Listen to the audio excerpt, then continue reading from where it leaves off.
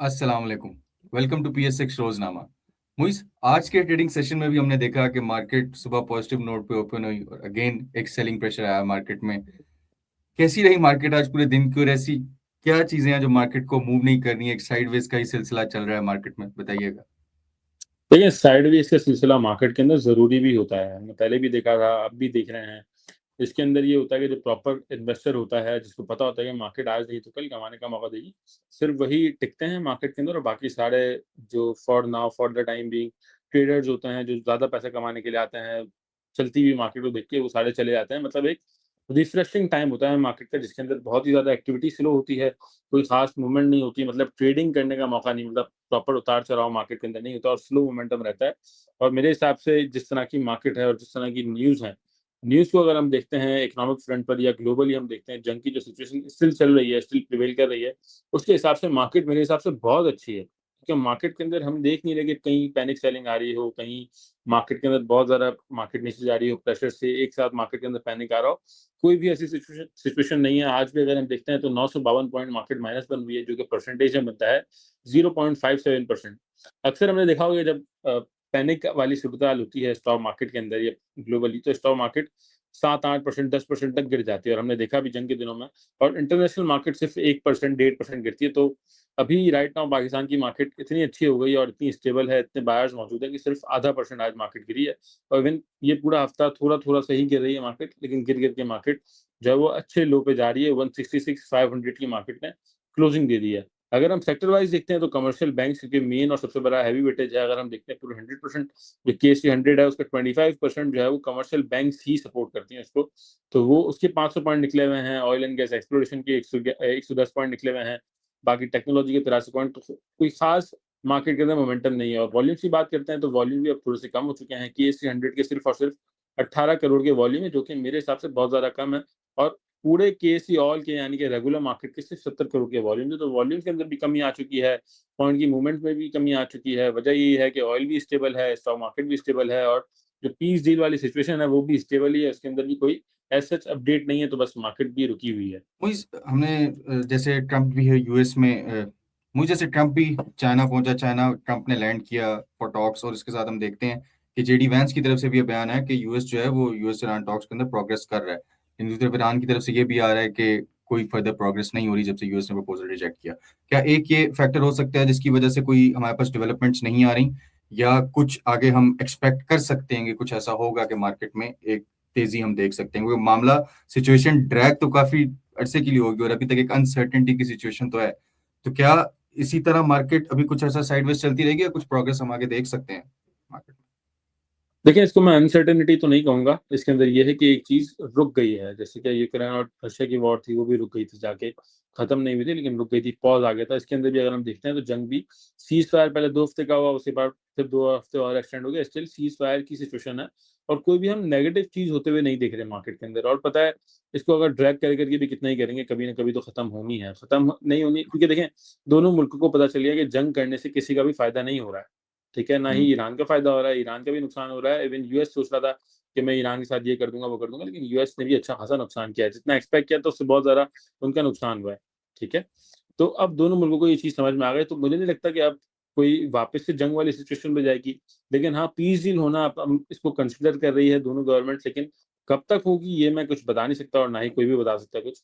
लेकिन मुझे लगता है कि सूनर और लेटर हम इसको होता हुआ देखेंगे, क्योंकि एक मार्केट भी होती है, फिर ऑयल भी है, इकोनॉमी वो एक पूरी इकोनॉमी, पूरी दुनिया जो है वो स्लो डाउन हो चुकी है ऑलरेडी।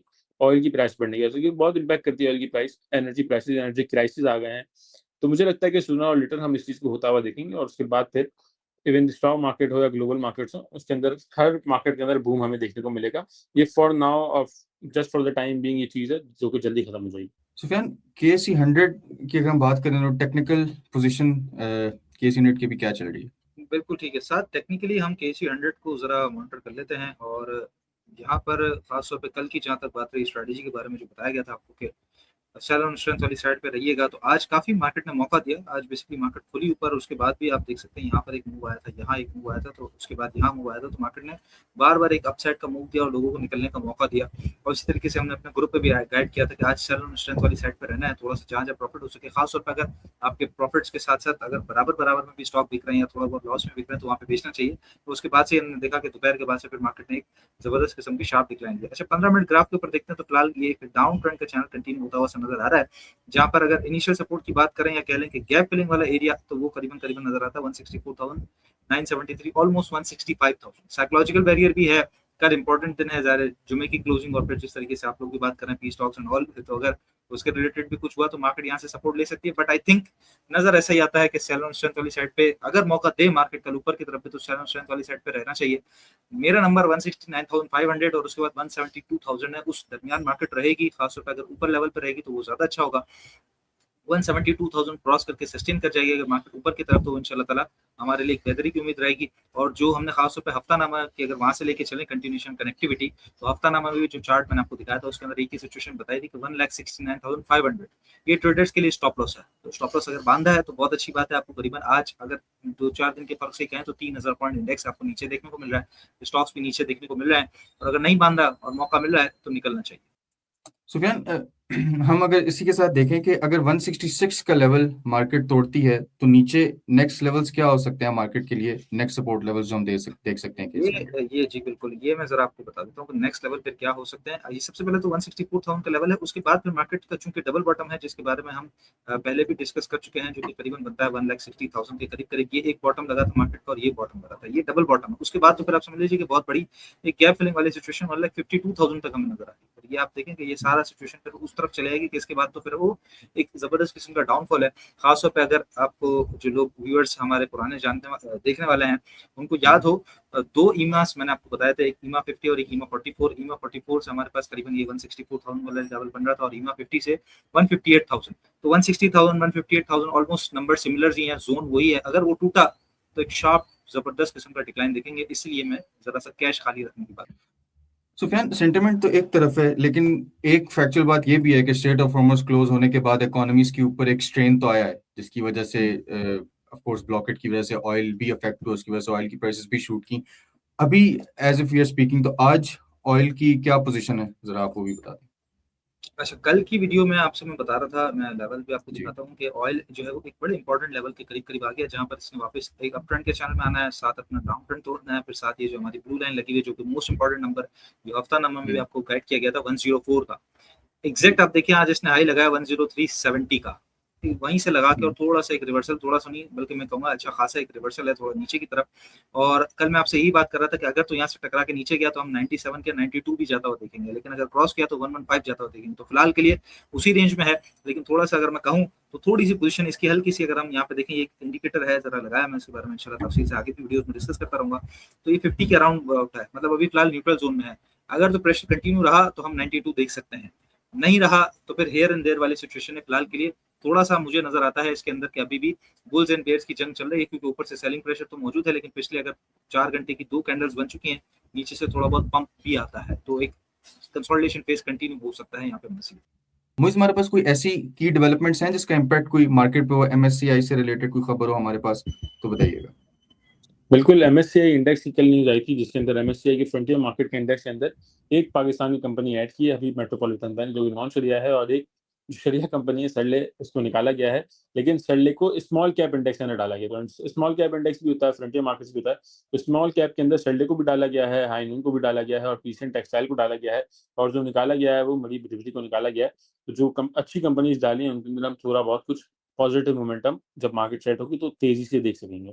सुफियान, स्टॉक्स की बात करें तो मेपल लीफ सीमेंट की पोजीशन अगर आप बता दें विद टारगेट प्राइसेस और स्टॉप जी लॉस। बिल्कुल। अच्छा, साथ टेक्निकल्स के बारे में आप सवाल कर रहे थे, तो टेक्निकल्स दोबारा लोगों को मैं गाइड करता चलूँ। हमारा जो कोर्स है वो इंशाल्लाह ताला 6 जून से शुरू होने जा रहा है, और 6 जून में ज़्यादा वक्त नहीं रह गया। आज 14 मई है और 6 जून में ज़्यादा वक्त नहीं रह गया। सबसे अच्छी बात यह है कि अभी तक इसके ऊपर 25% का डिस्काउंट मौजूद है, तो आप एक अच्छे खासे डिस्काउंट से फायदा उठा सकते हैं, और कोर्स से भी ऑफ कोर्स फायदा उठा सकते हैं। तो जल्दी ज्वाइन कीजिए 0336244466 व्हाट्सएप करके तफसीलात जरूर लीजिए। आपका राब्ता जब बहाल हो जाएगा, जैसे व्हाट्सएप नंबर पर मैं आपको 100% कहता हूँ कि आप इस कोर्स की तरफ इंशाल्लाह ताला आएंगे और ईद के फौरन बाद है तो इंशाल्लाह ताला छुट्टियों से रिलैक्स होकर और फिर जब आप आएंगे तो एक जबरदस्त किस्म का सेशन।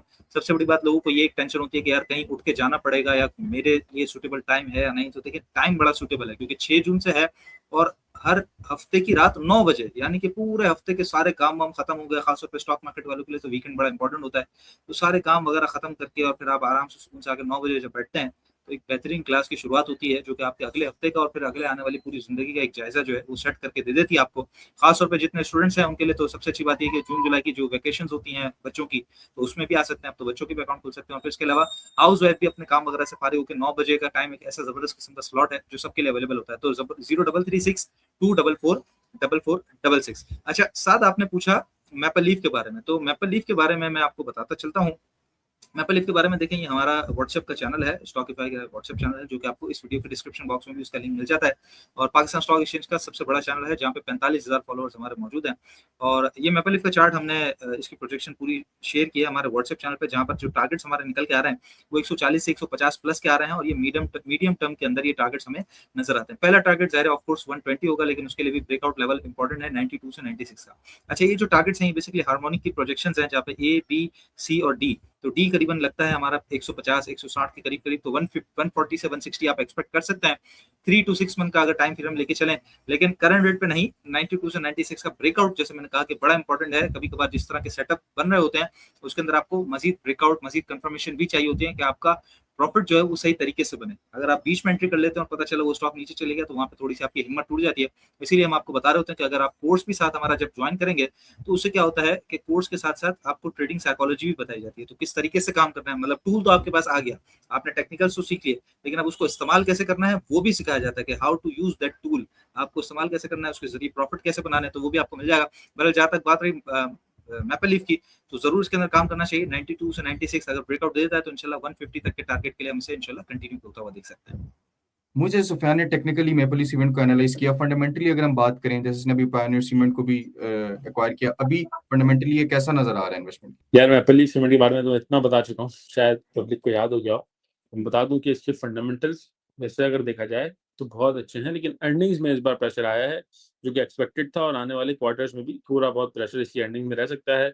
और इसके अलावा हमने न्यूज़ भी पढ़ी थी, मैंने आपको डिटेल भी बताई थी कि ऑयल प्राइस महंगी होने की वजह से और कोयले की प्राइस महंगी होने की वजह से जो सीमेंट सेक्टर है उसके कुछ ना कुछ प्रॉफिट मार्जिन से ऊपर इम्पैक्ट पड़ेगा और नेगेटिव इम्पैक्ट पड़ेगा, तो इससे अर्निंग्स और डाउन हो सकती है। इस पूरे साल के अंदर हम ये एक्सपेक्ट नहीं करते कि कंपनी की अर्निंग्स बहुत ज़्यादा मेजरली बढ़ जाएंगी। अगर स्टेबल रहती हैं अर्निंग्स कंपनी की, जैसे इस क्वार्टर की, लास्ट क्वार्टर की जो अर्निंग आई थी थर्ड क्वार्टर की, वो ₹1.86 आई थी। अगर ₹2 तक क्वार्टरली अर्निंग कंपनी की स्टेबल रहती है तो कंपनी के लिए बहुत अच्छा होगा। और उसके बाद जब इंटरेस्ट रेट्स थोड़े से कम होंगे, कंपनी की एफिशिएंसी बेहतर होगी, तो फिर कंपनी की जो अर्निंग्स हैं वो बहुत ज़्यादा बेहतर आने की उम्मीदें हैं। मुझे लगता है कि ये वाला साल नहीं, आने वाला साल या इस साल का जो लास्ट क्वार्टर होगा, यानी कि फिस्कल ईयर का सेकंड क्वार्टर, उसके अंदर अर्निंग्स मुझे पर्सनली लगता है कि बहुत अच्छी ग्रोथ वाली अर्निंग आएंगी। और उसके अगले साल के अंदर भी कंपनी की ग्रोथ अच्छी होगी कि जब तक प्रॉफिट मार्जिन भी बेहतर हो जाएंगे, ऑयल की प्राइस भी नीचे आ जाएंगी। जंग खत्म हो गई, अगर के ऊपर सारी चीजें डिपेंडेंट है, अगर जंग खत्म हो जाती है तो ऑयल प्राइस नीचे आ जाएंगी, इन्फ्लेशन कंट्रोल होगा पाकिस्तान का, इंटरेस्ट रेट कम होंगे, तो सारी चीजें मिल के बेनिफिट करेंगी मैपल लीफ सीमेंट को, क्योंकि लोन भी इसका ज्यादा है।